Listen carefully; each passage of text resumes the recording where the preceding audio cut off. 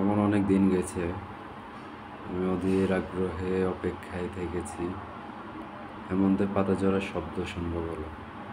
নিঃশব্দে অপেক্ষা করেছি বনভূমিতে, কোনো বন্ধুর জন্যে কিংবা অন্য অনেকের জন্যে, হয়তোবা ভবিষ্যতেও অপেক্ষা করব। এমন অনেক দিনই তো গেছে, কারো অপেক্ষায় বাড়ি বসে আছি। হয়তো কেউ বলেছিল অপেক্ষা করো, একসঙ্গে বেরোবো।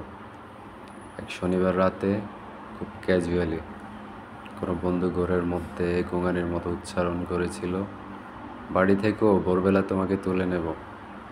হয়তো ওর মনের মধ্যে ছিল চুনি অথবা শ্রীপুর ফরেস্ট বাংলো।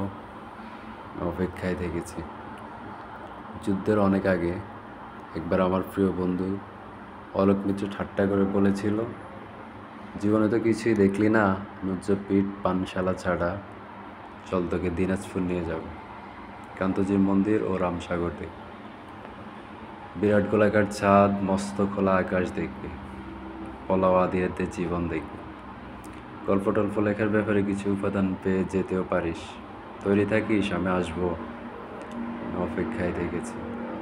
আমি বন্ধু, পরিচিত জন, এমনকি শত্রুর জন্য অপেক্ষায় থেকেছি। বন্ধুর মধুর হাসি আর শত্রুর ছুরির জন্য অপেক্ষায় থেকেছি। কিন্তু তোমার জন্য আমি অপেক্ষায় থাকবো না, প্রতীক্ষা করব।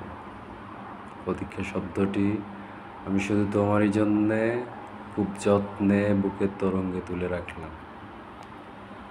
অভিধানে শব্দ দুটির আলাদা তেমন কোনো মানে নেই, কিন্তু আমরা দুজন জানি ওই দুই শব্দের মধ্যে পার্থক্য অনেক।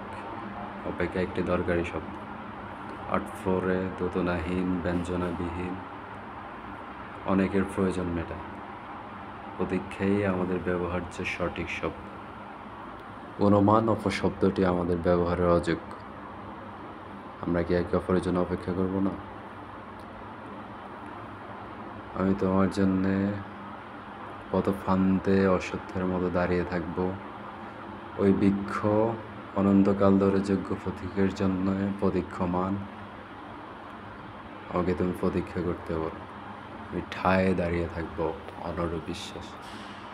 দাঁড়িয়ে থাকতে থাকতে আমার পায়ে শেকড় গজাবে, আমার প্রতীক্ষা তো ফুরাবে না।